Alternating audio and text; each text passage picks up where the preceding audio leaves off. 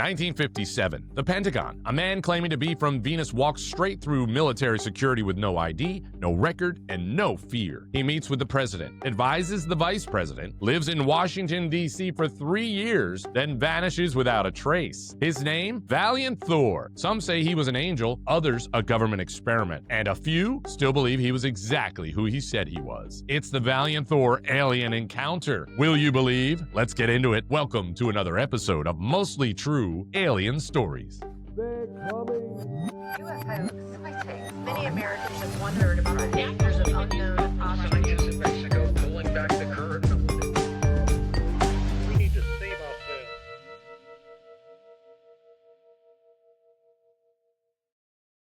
Welcome back to Mostly True Alien Stories. It's the show where we take a real reported alien encounter, we lay out the facts, and decide whether it's mostly true or not. I'm Neil Girandola, and joined, as always, by the man who would definitely check an alien's passport before letting him into the Pentagon. I'm pretty sure. Let's say hello to Andrew Triana. Hi, Andrew. Hi, Neil. Yeah, I'd look at a passport. You would, I know. You give I'd him be a hard like, time. can I see some identification, please? Yeah. I don't think you'd let him in, even after seeing that. But hey, today's story is another strange one in the UFO history. It's not about a crash, a light in the sky, or a mysterious sphere. It's about a man, a visitor who supposedly lived among us, walked the halls of the Pentagon, and tried to convince the U.S. government to stop nuclear weapons testing. His name was Valiant Thor, and if you believe the reports, well, he wasn't from Earth. But before we get into that story, Andrew, I have to say I saw a couple of things that were happening this month. Did Okay. you hear about the self-replicating probes, the No. whole Lurker hypothesis? Well, there's a No. new research suggests. Okay. And I saw this article, it just came out. It's back in this big thing that self-replicating alien probes could already be operating in our solar system. The concept was it's rooted in math, basically. So it's not myth. It's based on math by this guy. I love math. I know you do. From the 1940s, his name was John von Neumann. Oh, yeah, Johnny. I know him. Concept is that a single machine that would build copies of itself could spread through space indefinitely. So if you think about it, the strategy is like if you have this one automated probe, Right. and it would land. It's built by a very advanced civilization, sent out, and the probe would land on an asteroid or a comet or the moon or another planet, and then it would mine the resources, and those resources would help that one probe build replicas of itself.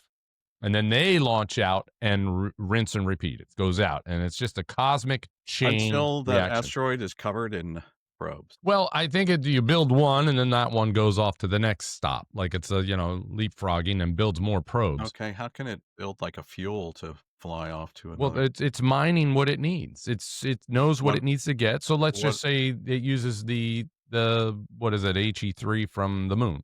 Right. Okay. All right. So That's then hydrogen, right? The hydrogen propulsion. yeah, and they don't reveal themselves. So they're told to stay quiet. They simply observe. They collect data, Okay. and then I think the concept goes further to say that it's waiting for intelligent life to mature, basically. Oh, okay. Yeah. No, I got it. So then, if you look at it, so if a civilization did Mhm. this a million years ago, there could be thousands of these probes that are just parked on asteroids right now. And if you want to look further into that, I mean, like, who knows? Maybe the Jersey drone swarms that happen, or those drone swarms that happen around. Who knows? Maybe those are the self-replicating sort of probes. Yeah, I doubt where they go, they're going to be able to mine and get exactly everything that they need to continue to reproduce. Why I do think you this say is that? you're going to get this from the probe. We have landed. Unfortunately, we are stuck here because we have not found H3C25 to our fuel. Thank you. You think that's what the probe's gonna say? No, it's going to go Beep, beep, boop, boop, boop, toot, toot, toot, toot, toot, toot, toot. Listen, Ba-da-ba-ba-ba. I'm loving it. I kind of like the theory, though. If you think about it, it's a Yeah. cool concept, Mhm. and again, it's rooted in math, Concept. so it's Right, rooted possible. in math. No, it's possible. No, it's possible because numbers can repeat themselves. No, we know that. So it's very similar to like multiple man. in the Marvel universe. He Tell me makes about it. duplications of himself. He can multiply himself as many times as he wants. Don't you remember that movie back in the 80s with Michael Keaton and Andy McDowell, Multiplicity? And he made like Oh, clones of himself. He yeah, kept that's right. producing and they kept Yeah. messing up things. And Mhm. yeah, that's Yeah. not a good idea. But you don't see any validity in the possibility of this? Like the things that have been Oh, I happening. think it could Let's say the happen. Tic No. Tac. Let's say the Tic Tac was one of these things. Right. I guess it didn't produce another one, though. Well, maybe it was one that revealed itself too soon, or Oh, it's okay. testing out like, hey, how would we react to this? No, I got you. And the others are just lurking. I think it's a cool concept. I really think it's a cool concept. But I think when we start multiplying and doing that, I think we run into very dangerous areas. Just call me crazy because I've never seen Terminator or iRobot or any of Right. those films like that are Right. setting us up for the future. Yeah, but we're not doing it. No, but we're making the machine. An advanced civilization from Okay. 1 million years ago has done this, and they are out there, and they're lurking, and they're hiding, and they're just observing. Why hide? If you're listening to this podcast, which I know that you are because we are the Mhm. number one listened and watched podcast by aliens and ancient Mhm. civilizations, we can That's claim true. that. Facts. Reveal yourselves, please. That's all. That's all I'm asking. Just reveal yourself. I think they're watching us. You I think? think there's lurker. It's called the lurker hypothesis. So, Yeah, lurkers are creepy. Remember that. It's called stalking. well, Yeah. I like that a lot. You know, there's also this cosmic lens thing that's happening that those that look for these things in the galaxies said that they were looking at two galaxies lined up in space, and there was one in front of the other. Right. And they found that the galaxy in front is bending the light of the one behind in a way that they've never actually seen before. So as they explain it, I'm no scientist, but they say normally the gravity does this neat trick, and it's called like this gravitational lensing. You should not sell yourself short. You are a ufologist.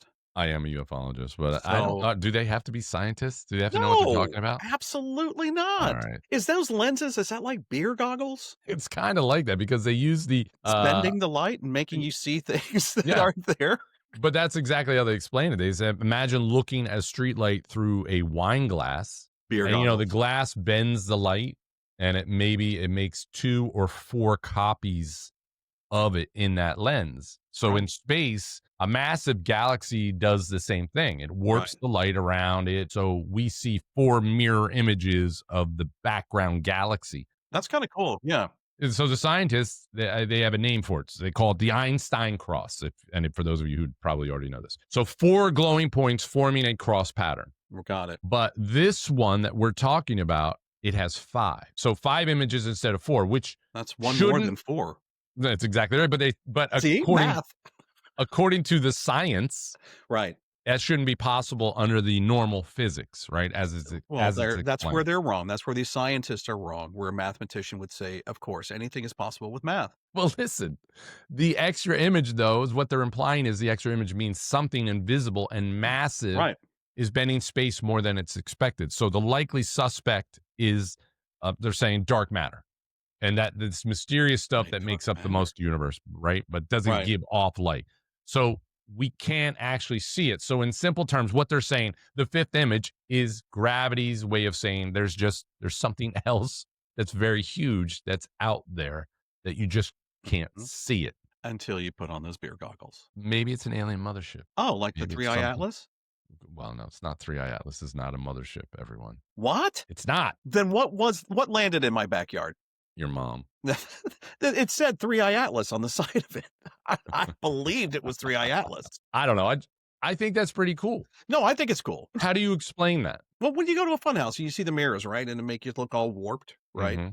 It's You that love kind those of mirrors. I love those mirrors. They make me look handsome. I can see you're not impressed with this, but I love No, this I story. think it's cool. I think it's really, really cool. It's definitely aliens. Definitely aliens. It's definitely aliens. You know what? Yeah. I'm going to go with you on that. I'm going to say that you're right. We both agree on this? I agree 100%. Yes. All right. Between invisible gravity and invisible probes, maybe Valiant Thor, our upcoming story showing up at the Pentagon, isn't even the strangest thing we're going to talk about on today's episode. All right. It's time to get into this week's featured story. Quick reminder, here's how the show works. We share a true report of an alien encounter, then we decide whether it's mostly true or not. If it's your first time listening, go check out our previous episodes and hit that subscribe button so we can reach a few more aliens out Do there. you All do right. you have a sound effect for the subscribe button? We should add that. Boop or something. Every time someone subscribes, Yeah. get We should have a this gong sound or effect. something. No, not a gong. Gong's bad. Sorry. Yeah, gong's bad. Means you suck. Right. Yeah. Hopefully, Get we're off. not getting gonged right now by people. All right, let's dive into the story of Valiant Thor, the visitor from Venus. It all began in March of 1957 when a man calling himself Valiant Thor allegedly arrived on Earth. Not in a spacecraft landing on the White House lawn, but in a far more conventional way. He simply appeared in Alexandria, Virginia, and contacted the Pentagon. That's all. That's what he did. And according to the story, he was intercepted by police officers who, stunned by his calmness and strange credentials, escorted him to the Pentagon for questioning. There, he reportedly met with high-ranking officials, including Secretary of Defense Charles Wilson, and eventually President Dwight D. Eisenhower and Vice President Richard Nixon. He got all the way to these guys. Tricky Dick. Richard Nixon, when I was a kid, for some reason, I created a whole collage book on Richard Nixon. Did you really? That I still have to this. I don't know why. I knew nothing about the guy. I just something Wow. about him. I thought, wow, I just put out. I had magazine articles. I had pictures. I had a whole collage book of pages of pages. Is that good, Richard Nixon? I didn't do anything. Wow, very good. I thought he was bringing, dead, but you're he's here bringing right back now. memories for me. You're all excited. As soon as we finish, you're going to go and just look at your book. I am going to pull it out of my box. What? That's what she said. Valiant Thor claimed to be a visitor from Venus. He's part of a larger interplanetary mission to warn humanity about its own destructive path, especially the danger of nuclear weapons. He allegedly offered technology and guidance to help humanity achieve peace and cure disease, but the government refused, fearing economic and religious upheaval. Makes sense. Oh. His story comes primarily from Dr. Frank E. Stranges, a California minister and evangelist who claimed to have met Thor personally in 1959. The Stranges wrote the 1967 book Stranger at the Pentagon, describing Thor as a tall, handsome man with olive skin, brown, wavy hair, and no fingerprints, who wore a one-piece metallic suit that resisted tearing or staining. He definitely looked really cool walking down the hallways in that suit of the White House. Staining. That's weird that they would It say never that. stained, apparently. I don't know why he would call that out. He never got stains on that suit. He's like pouring coffee on himself. Look at that. Don't you guys want this technology? Best Trade you technology this. ever. Trade you this for your nuclear weapons. Nah, you know what? We'll keep the nukes. Thanks. Nah, Can you do we anything like- else with the suit? Yeah, we like war. It doesn't right. tear. Look. Doesn't tear either. It doesn't tear and it's stain proof? Yep. Yeah, Nah, I'll keep the nuclear weapon. we don't want it. Yeah. Thanks, though. All right. So Thor, Strange said, told him he came from a civilization beneath Venus's surface, not the scorched atmosphere that we know today, and that he had been living on Earth inside the Pentagon under direct protection of the U.S. government. He even had a room assignment, according to Stranges, and he has the room number. It was room 1235 under the Pentagon. I actually was in the room next to him. Yeah, you had 1237. Yeah. Gotcha. 1237. He Yeah. was loud, dude. I couldn't sleep at night. Just crazy. He's like, I just poured another cup of coffee on myself. No stains. You want to try this? Hooray! You want to try on my suit? Then he had a band that played music. Wow. When there was no stain. It was so Yeah. weird. All right. During his supposed 3-year stay, Thor claimed to have met with religious leaders, scientists, and members of the military. His mission was to persuade world governments to abandon nuclear arms and unite under a single peaceful federation of planets. I think that's really nice of Thor. I like that. In 1960, Thor allegedly informed officials that his message has failed and humanity wasn't ready for this. Well, yeah. I mean, if he came and he said, hey, no nuclear weapons, guys, you guys are going to end up annihilating yourselves. And I can give you some really great technology. You can become part of this federation. And they said no. What a bunch of idiots. I don't understand. Why would you do that? You could have peace. I can't fathom, first of all, how he got embedded in all of this in the government, unless he was really an alien. I say no peace. Can you tell me how to record people in their hotel room? I would take that technology. Or how to get rid of those recordings. That would Yeah, be even better. that would be even better. Thor. All right. So after his message had failed, and he said humanity wasn't ready, he said that he would be returning to a ship called Victor 1, stationed near Lake Mead, Nevada, and leave. And witnesses later claimed they saw strange lights over the desert that same night. And after that, Valiant Thor disappeared from the public record forever. This story gained traction in the UFO contactee movement from the late 50s to the 60s. And that was a time when there were dozens of self-proclaimed ambassadors who claimed to have met benevolent space brothers from Venus, apparently Mars, and beyond, other planets. So researchers like Jerome Clark, Michael Swords, and Jacques Vallée have all documented the phenomenon as a cultural response to Cold War anxiety. Right. So it was a mix of mysticism, the fear, the post-war faith in higher technology. So they're saying that this was all like fake? Is that what they're trying to say? I guess these stories just came out because, there was just anxiety over That's so weird. a war and Like, all this why stuff. would? Yeah, I guess that would cause anxiety. There might be some, there might be some sense in all of that, but I don't know. That's just that's grasping at straws as far as I'm concerned. All right. Thor's name appeared in UFO newsletters, and Frank Strangest toured churches and conventions for decades, keeping his story alive. He even said he continued to receive telepathic messages from Thor until his own death in 2008. And critics, though, point out that no government records or photos or logs ever placed a man named Valiant Thor at the Pentagon. And the story's only verification comes from Strangest himself and a handful of fellow contactees like Harley Bird, who is a man who claimed to be the nephew of Admiral Richard Byrd, and he said he too met Thor. Still, the narrative persisted, feeding into later UFO and conspiracy mythology about aliens working with governments and bases beneath Nevada and the Space Command era that followed. All right. So Valiant Thor legend lived on through books, lectures, and films, including the 2014 documentary Stranger at the Pentagon, based directly on Strange's account. Today, Thor is seen by many as a symbolic figure, the archetype of the benevolent alien who offers enlightenment instead of invasion. And of course, the government turned it down. In UFO lore, he stands as the anti-Roswell, not wreckage and secrecy, but diplomacy and divine purpose. I like that. Even now, his story shows up in New Age circles, disclosure conferences, and podcasts exploring the crossover between UFOs and spirituality. So for believers, Thor represents proof that extraterrestrials walk among us. For skeptics, he's a Cold War parable wrapped in pulp mysticism. Either way, his message that humanity is running out of time to grow up still echoes to this day. All right, so Andrew, was Valiant Thor a visitor from Venus, a Cold War hoax, or just a metaphor in a tailored suit? That's the story. I'm going to hand it over to you. Do you think that this is a mostly true alien story? Let's hear what you know about all of this. Well, I did just a little bit of digging into this story. Well, thank God, because that's what you're supposed to do, Andrew. Oh, I just did it for fun. I didn't realize it was part of my job. Here's what I have. I have that he did land in a spacecraft in the middle of the field in Alexandria, Virginia.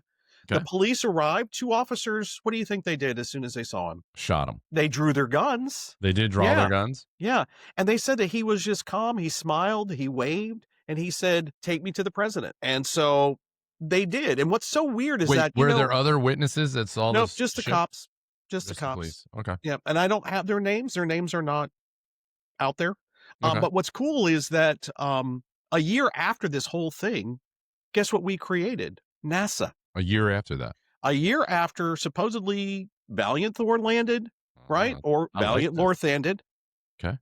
NASA was created. NASA starts. Right. So you mentioned the whole Russia thing, right? So in 1957, Russia launched their first 2 satellites. Yeah. They go into orbit, Sputnik 1 and 2, and we were terrified as Americans. We were terrified. So Eisenhower was mad. He was furious. And on January 31st, 1958, we attempted to launch a rocket with a satellite, with the Vanguard satellite. Okay. And it blew up. Wait, what year was that? 50. This was 58. 58. So Valiant Thor was 57, right? Yeah. But he's among us. Yeah. Okay. He's there for But- 3 years, right? Yep. So NASA was formed in 1958. So they're thinking that Valiant Thor was really the brains behind the development of NASA. That's freaking cool. Right, because he's going to give us technology. Yeah. So they wanted some cool things. Here's some cool little fun facts about NASA. They created Velcro. Mm-hmm. Okay. I They did know that. created freeze-dried food. Okay. Solar cells, foam mattresses, smartphone cameras, and last but not least, something you have in your house probably that you hang your clothes on now, a Bowflex. Wow. They were really thinking ahead. They were No. totally, We need totally somewhere to thinking throw ahead. our clothes. Just create an exercise equipment. They'll put Yeah. it there. That's perfect. Well, let me ask you this. So was this stuff all invented during those first couple of years of NASA? No, this is just what NASA is known for. I'm just giving a little bit of Yeah. history of NASA, things that people might not know. Yeah. We have 2,600 patents and over 2,000 commercial products they've created to date. Crazy. All right. So Valiant Thor agreed to share all of his technology with us, but he Okay. wanted something in return. No nuclear weapons. No nuclear weapons. That's it. That's all he's So- asking for. Right. So Harley Andrew You know what I Bird- wonder though? That's so you hear this kind of a lot, right? The nuclear weapons, peace on Earth kind of thing from alien stories that we've talked about, and you also hear about these probes or ships show up when there's over nuclear facilities or when there's a nuclear threat. I wonder if that is something that they're well aware of, that hey, if we don't stop them here, they're going to destroy themselves Right, with these they're gonna- nuclear right, weapons. and destroy some of the universe too. We have to Yeah, and stop them. the aliens are saying maybe we can't stop it, but we're going to have to talk to them, some diplomatic way to get them to agree to not This create sounds nuclear like weapons. the plot line of Superman 4: Quest for Peace. Mm, When Superman took Exactly. all the nuclear weapons, right, and he threw them into Yeah. the sun, hmm and then Lex Luthor put the thing inside the sun and created that bad hero that was powered by the sun. Oh yeah, yeah. Just saying. I think a lot of these stories, the encounters that we talk about are Influencing true, Hollywood, are possibly? influencing Hollywood, yeah, or vice No. versa, or vice versa. No, you're crazy. I don't know what Maybe. you're talking about. Okay, All so right, you mentioned Harley Andrew Bird, nephew to Lieutenant Admiral Richard Byrd. Do you know what he Mhm. was known for, Richard Byrd? I don't. He was the first person to fly over the North Pole on May 9th, 1926. Wow. Okay, so Harley Andrew was high up at the Pentagon. He Yeah. was a member of Project Blue Book. We've talked about Project Blue Book Yes. Yeah. several times. So Byrd gets a call from Alexandria, Virginia, saying that they're on their way to the Pentagon. And a few minutes later, they arrive. So Secretary of Defense Charles Wilson Mhm. meets with 6 of his staff. And this tall guy steps out of the car. He looks normal, brown hair, and a silver and gold jumpsuit, which is kind of cool when you think Yeah. about it. Yeah. Right? They This put is him in the stain-proof stain tear-proof suit Right. Gotcha. that he offered us for nuclear weapons. Take it. Everybody can have I would have this. taken it. I would have We done could it. have all been in those suits right now. Dude, how cool. Because they probably do more than that, Definitely. right? They'd Yeah. have to. Yeah. They'd have to. Okay, so they get him in an elevator. They take him down to the basement. Maybe that was the problem. Maybe they're like, Thor's like, listen, suit for your nuclear weapons, but everyone in the Absolutely. world has to wear this suit. Oh, they didn't want that. They wanted it for They're like, themselves, no. I bet. Mm, No. Yeah. You're right. Because just think if we all wore the same suit. mm. That would be kind of weird, right? Would Be like, well, what did he look like? That's He the was trade-off. tall with brown hair, and he was in a silver and gold Yeah, suit. we're all Like- wearing that. We're all- We're all wearing that. but he had a Yeah. brooch. He had a really nice brooch. here. His had a TGIF sticker on his. He had some buttons, Button. some pins. Yeah, buttons. He pins. was a lot of flair. He had a lot of flair. Okay. All right. Okay. So, dude, this is something that I learned. Do you know that there's apparently an underground train that runs from the Pentagon to the White House? Oh, no, I didn't know that. Really? Yeah. Yeah. So they actually put him on the train and sent Do him they over to like the White do House. like over the holidays? They do like they turn it into Santa's Christmas train, No, I don't. No. They might. I don't know. I don't know. the So, White House Express with Santa. All right. So Valiant, or they called him Val. They did call They him did Val. call him Val. Yeah. Mhm. Yeah. Frank Strangest calls him Val in the book. Mhm. A stranger Okay. at the Pentagon. Okay. Right. And Venus is, as you know, the morning and evening star. Yeah. That's in biblical sense. It's written in the Bible. Mhm. Oh, sorry, I hit my mic. It's in the Bible. So Eisenhower asks for proof, and Val says, "You can come look at my ship if you want to believe me or not." Huh. So they didn't. Is this So when they- he scheduled his dentist appointment? Yeah, he was like, "I really have No, this." seriously, the secret dentist appointment that he took? Is this that? Was I that don't him? know. Was that Eisenhower? I don't know. All right, go ahead. So they talk, and Val tells him that Earth has been observed for thousands of years. They've been watching for thousands of years. Okay. And he was sent by the High Council. For those of you, the High Council is similar to, like, it can relate to Star Trek's Federation. That's what I would relate it to, right? All the planets and everybody together. Sure. He says that the council wants to help Earth. So Eisenhower says, well, why don't you just stay here at the Pentagon as a guest? Just like that. Yep, just They like couldn't that. find anything out about this guy. No. Well, He has no dude, fingerprints. they've never seen a suit like that before. Yeah. He has no fingerprints. They loved his hair and his brown skin. Very charming. They said he was extremely charming. I'm and sure very he had to calm. be. I'm Just sure he had calm. to be to get that far into To the. get next to the president? Yeah. Yeah. Hello? Right. CIA, Secret Service, where are you guys? Yeah. Just like that. They're going to go. So stay Yep. with us. Stay Yep. with us. Stay Here. with us. It's okay. You can just stay here in the Pentagon. And We're going to give you a special room. You can hop 1, on 2, that 3, train. 5. You can hop on that train anytime. Come Anytime over, you get a sandwich, have some Yeah. ice cream with me. It'll Yeah. be great. So he invites him to a secret meeting with Howard Mengers, to Howard Mengers' house in New Jersey. Okay. And this meeting was, Phil, you'd mentioned this, with Who is researchers and this guy? scientists. Eisenhower No, invited. who's Menders? Mengers is apparently a high up researcher for the White House. Okay. So they're going to have Thor come over to his house for the Right. weekend in New Jersey. He heads the committee. Okay. Howard Mengers heads the committee that talks to the president about extraterrestrial. That's They what had this a whole they had a committee in 1957. Yep. Oh, interesting. Okay. At this event, there's a photographer there who's a photographer for the Air Force named August Roberts. And he took photos, Mm-hmm. and they took them out of their suits, because now part of Val's crew comes with him to this meeting. So it's not So just Val. he has more He's people. got with him. people. More He's got aliens. more visitors from Venus. I'm not going to call them aliens. They're aliens. Alien, why? Because they're new to this world? That's just Yeah. me. No, It's I'm going to alien. call them visitors. I'm going to Okay. treat them with respect. They All deserve right. that respect. I'm going to Dude, call he's them got aliens. a freaking suit that is stain proof and tear proof. That's alien. No, that's cool. They still haven't reached that kind of technology in clothes here. Yeah, you're right. Okay. All right. So they put him in normal clothes. They have the meeting. So the military took his suit and they tested it, and they called it a miracle garment, this suit that he wore. They said it was smaller. Once he took it off, it like shrunk down to basically nothing. It weighed 6 ounces. Mm. It looked too small to even fit him. They said that his boots, he had on boots, and that it was indestructible. They stabbed it. They shot it. They poured acid on it. They burned it. They even used lasers. What if all of that worked and destroyed it? What was Val going to wear? No, they'd probably give him a cool Hugh Hefner smoking jacket and Let's some destroy this robe. poor guy's outfit. Yeah, he got the one outfit he's been wearing the whole Yeah. time. So nothing destroyed this thing. Right.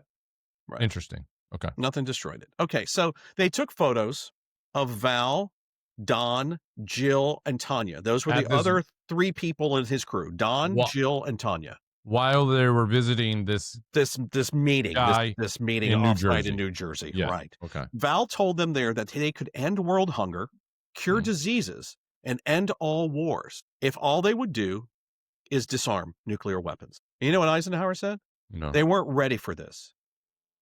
What do you mean? Well, he had to. Is he saying they're not ready for this because he was going to have Mankind to is not ready reveal? to, right. He was going to have to reveal why they're doing this because of this alien from another He planet. could have just said, you know what? The U.S. has decided to disarm nuclear weapons. And But I everybody think would go, collectively, "Hooray!" yeah. But the Right. other countries would say, "Well, why would we do that?" Just because they're we're gonna doing say, it "Why because would we it's do that?" wrong. Right. Because we're going to destroy ourselves. Why not Unless- just say that? Yeah, unless You don't even have to reveal Val. No, but you I don't think, have to reveal I think Val. that was probably the terms, the conditions. I think that they had to. I think that's what Eisenhower is referring to, is that I have to tell the other countries that this alien came, walked into the freaking White House. He became my friend for 3 years. We gave him a room under the Pentagon. And, oh, by the way, he wants us to disarm nuclear weapons, and that's what we're going to do. So you guys are in, right? You're in? They're all going to be like, you are nuts, Eisenhower. That's what they said to him? Where did you get that suit? You haven't been acting the same since you've been wearing the silver and gold suit. What's going on with you? I love the Dwight? boots, though. Yeah, Dwight. What's Okay. happening, Dwight? So, he's there in the Pentagon for 3 years. Okay, down Mhm. below for 3 years. Yeah. This guy, August Roberts, that is the photographer, he's the guy who calls Frank strangest. And he goes, dude, I met an alien. I have photos of him. And Frank's like, yeah, whatever, dude. So Frank is Wait, why did he call strangers? he knows strangest. I don't know how he knows strangest. It wasn't really revealed how he knows strangest, but Okay. he knows strangest because strangest is a theologian and he's Mm. also a UFO researcher. So I guess he Okay. thought, I'll call my friend Frank and just tell Yeah. him, hey, what's going Tell him on? what we got going on. So at one of Frank's lectures, a woman by the name of Nancy Warren. It's sort of violating confidentiality within the government, isn't it? Him just calling some buddy of his that does, how did he get authorization to just do that and reveal that information? I'm just asking because it's part of what No, we're it's- supposed to do. right, Right. Why right. is this How true did- or not? I don't. Right. For me, according that- to what I've researched, according to Frank strangest, this is what happened. okay. Okay. Yeah. Now, Frank, as you mentioned, had a relationship with Val. They talked, they met each other, they did all kinds of stuff together. So this woman, Nancy Warren, shows up at one of Frank's lectures, right? And she says that she works for the Pentagon. Okay. And she said, August Roberts told me that he spoke to you. Do you want to meet Val? And he said, yeah. That's how he got. That's how he met Val. him. Right. That's how he got to meet Val. Okay. Okay. So he goes to the Pentagon. They meet, they talk. Now, Frank has given lectures on how Jesus and the angels were extraterrestrials. He's claimed that there's also references to UFOs in the Bible. Mm-hmm. So Val's mission, because of this, Val's mission is to save mankind and have them return to God, Okay. because it's celestial, right? It's all this spiritual being. And, I guess he recognizes that God created the universe and them. I wonder and- if Frank Strangest wasn't an evangelist, and it was he was something, he just didn't believe in any of that. If Right. this message would be different. That's just, Well, you just gotta- thinking yeah. out loud right now. Right. I mean, you Yeah. can go to P.T. Barnum too, right? There's a sucker born every minute. So Exactly. I got this guy, Frank. He knows a lot of people. He talks a lot. Let's just tell him about Yeah, just Val. tell Nobody, him. either people will believe him Mhm. or they'll think he's absolutely crazy. Yeah. Well, back in 57, that is a crazy story. Right. Crazy story. Right. Okay. All right. So, Go Val says he'll share all the wonders of the universe with the human race. Val confirms that there is life on other planets. Mm-hmm. So Val shares the information with the government and his mission. And that's when things kind of start really beginning, right? So Val shared communication devices. He said that his people have communication devices over homes in Reno, San Diego, and LA, in Geneva. The devices are holographic communications, supposedly. Mm-hmm. Val tried to convince Eisenhower to speak to the UN. He pleaded with him and he said, please talk to the UN so that the Earth can become part of the intergalactic community. And every time it happened that he got in close, the CIA would interrupt, right? What do you mean CIA would interrupt? Every time Val would get close to every time Eisenhower? Val would get close to Eisenhower and he'd be like, look, Mr. President, you need to, and I guess the CIA Secret would be like, Service okay, would- that's yeah, enough. Okay, that's Let's enough. go. Get out. Move on. Yeah, Get out. okay. Stop talking. This is nonsense. This is all But nonsense. you know what? Get out. It is a difficult story to sell to the other governments in the world But you know what's really weird? without is that- sounding nuts. Right. In Eisenhower's farewell address that he gave to the country, he said this. He warned of the establishment of a military industrial complex and creating a weapons industry.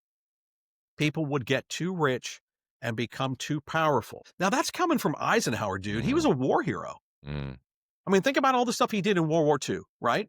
He was like the guy. He Mhm. was the guy. So apparently Val's mission, his official mission, ended in 1960. Frank Strange's, this is a weird little story. Frank Strange's was in Germany talking about this. And while he was there, someone poisoned him. That's how he died?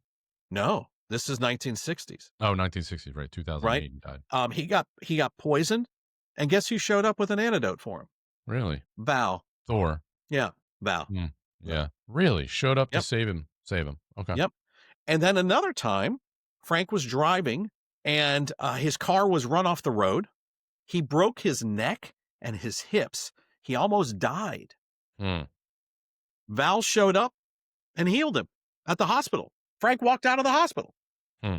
This is all according to Frank Strange. Wow. So Frank in 1968, so they haven't seen, remember, Val disappeared from society in 1960. They said he Yeah. took his ship and he left. He Yeah. didn't leave. He stayed because he helped Frank and talked to Frank and they continued to have conversations. So in 1968, Val tells Frank to fly to San Diego. There's something he needs to see. In 68. In 68. Okay.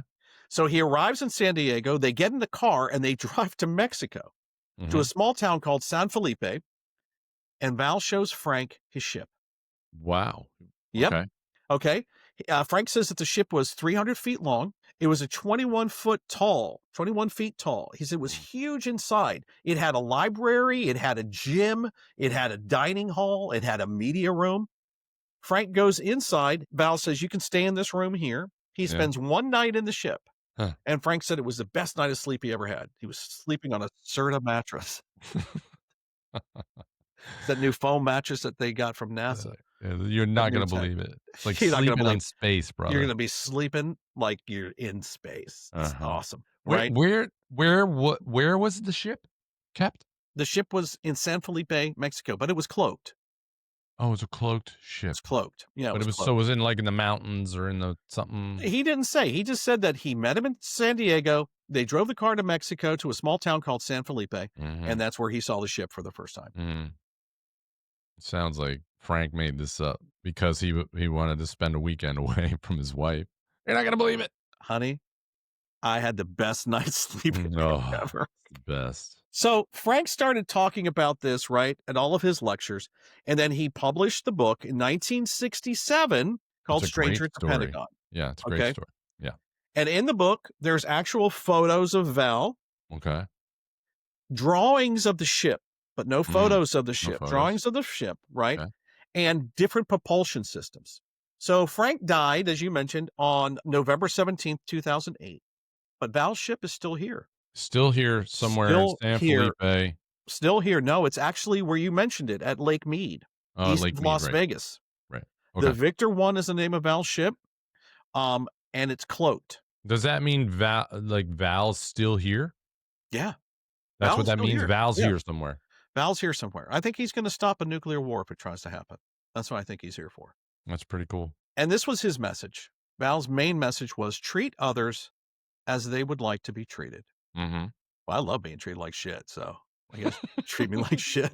Val, if you run into Andrew, treat him like shit. Treat him like shit because that's what he loves. With that being said, Yeah. it's time to dig a little bit deeper into Oh. all of this. Okay. Okay. right. Oh, there's more. So, There's yes, more. there's more. So, Okay. you had mentioned, and I had talked about Andrew Bird.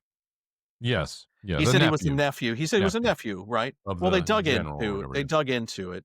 If he was the nephew, they did the lineage. They couldn't trace him back to Lieutenant Admiral Byrd. This might have been his claim to fame, but there's Mhm. no bloodline linking to him. And if he was at the Pentagon in 1957, meant that he had to have clearance as a teenager because he was born in 1938. Okay. But he didn't say he was there. He just said that he met him. So maybe he met him through Bird on At an 19, occasion. at 19, But the guy no, did go he to was there Jersey. at the Pentagon.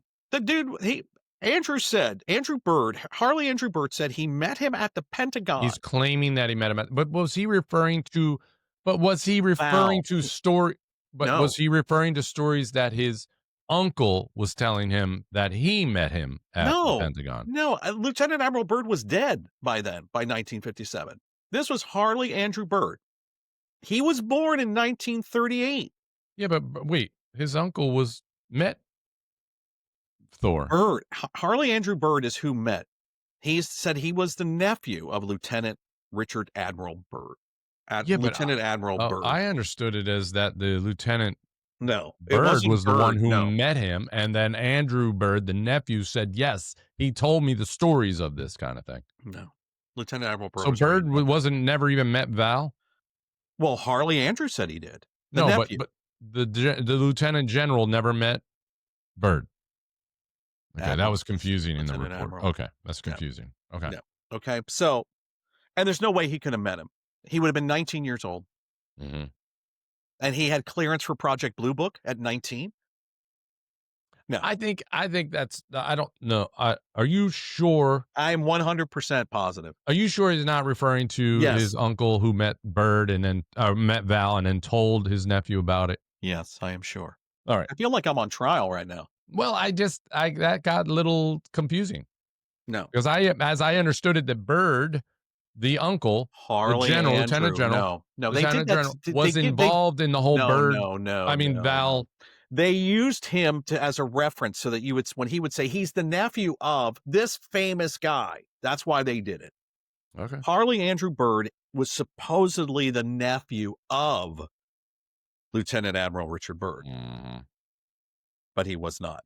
No blood link, no nothing, and he couldn't have been at the Pentagon in 57 because he was born in 1938. You mind if I Go hold on. ahead, look it up. One element of the claim is that Thor also dealt with military personnel and had relationships with Pentagon staff via Project Blue Book. The story cites someone named Harley Andrew Byrd, who is identified as the nephew of Admiral Byrd, as having worked in the Navy and having top secret clearance, who allegedly corroborated the story. So he's corroborating the story, the nephew is. There is no credible evidence in the sources that Admiral Byrd personally met Valiant Thor. Okay. You can stop reading now. Claim as cited relies on the nephew. Making the assertion of involvement or knowledge that he met him. That the story presents the nephew as an insider who worked for the department. Okay.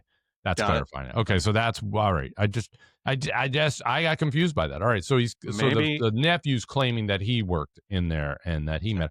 But why? So and they're just saying that he's the nephew of Lieutenant Matt. ¿Tú quieres español o inglés? To make you to understand the story, please. I tell you in Spanish if you like. All right.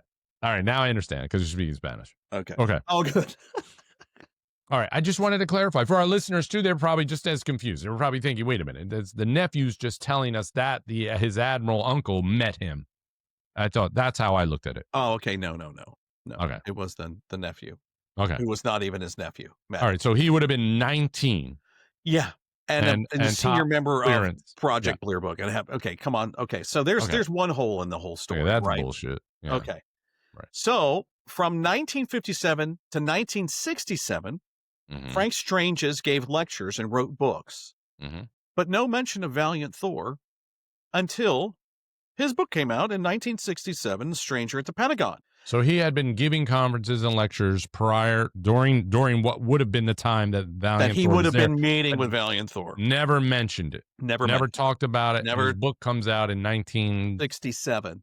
And that's when he talks about it. He wrote it called Stranger at the Pentagon, and that's Valiant Thor. When did Eisenhower die? I don't know. I know he was president in 57 because he supposedly met Valiant Thor then. I think he died in the 70s. He died in 1969. Okay. I ask because... Couldn't he have validated all this? Right. His book came out in 67. Right. Okay. Go ahead.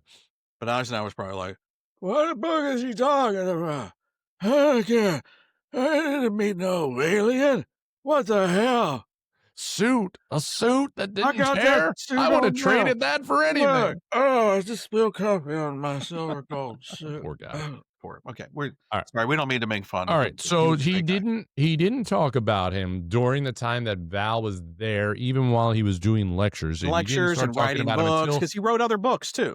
So, all right. Here's the thing about Frank Stranges: he claimed to have 3 PhDs from 3 different colleges.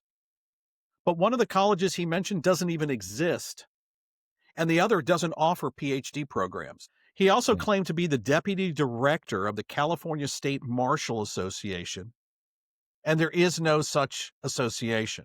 His book is So really... You're saying You're saying that Strange is a quack. Not yet. Not yet. Okay. But I am going to say this: his book is a ripoff off the 1951 film, "The Day the Earth Stood Still." Nuclear weapons bad.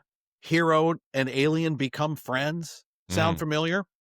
Frank made his book religious. All right, God's will, power of Christ. Frank gave lectures on UFOs and the Bibles all the time. And if the story isn't real, it's a great way to get people interested in Christianity. Was his book, did it sell as a nonfiction or a fiction? That, you know what? I don't know. It was presented as nonfiction, meaning that he claimed it was a true account of real events. Okay. Yeah, I guess you could do that. Yeah. So that's all I got for you, bro. That's it. Do you think that this is a mostly true alien story or not? No, I don't. I think it's a fabulous story, Yeah. but I don't think it's mostly true at all. Like 0% of it being true. I think Frank Strange is a quack. I think he made up all this stuff. And if he was here right now, I'd punch him in the face. I'm really mad at him. I'm really mad at him. You're really mad at him. No, but I love the message. The message in the book is stop. Just stop the nonsense. Yeah. It doesn't make sense. Stop trying to advance ourselves with weapons.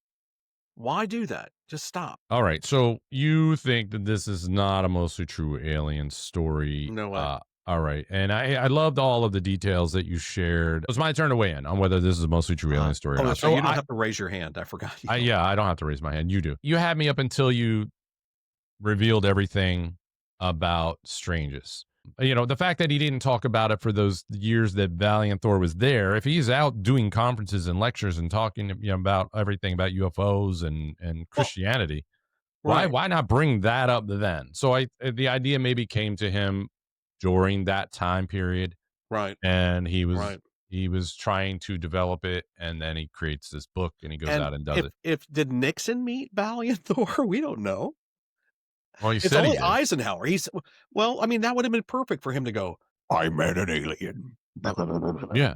Distract from Watergate. All right. So with all of this information, I am disappointed. I'm going to say that this is not a mostly true alien story. It's a wonderful message. And I think that you know what? We should start really, this day and age, really start considering, taking different steps towards peace. All right. This story sits at the intersection of politics, prophecy, and science fiction. And that's what makes it fascinating. Whether or not Valiant Thor ever set foot in the Pentagon, the message he supposedly brought, peace, unity, and a warning about nukes, feels like something we still need to hear. If you enjoyed this one, make sure to subscribe, drop a comment. Do you think the government really met with a man from Venus? I'd like to know what you think. Or was it just the 1950s getting high on its own science? Andrew, that was great details. I appreciate you. Everyone, tune into all of our episodes. We'll see you next time. Until then, be kind to the aliens when they get here. Thanks, Andrew.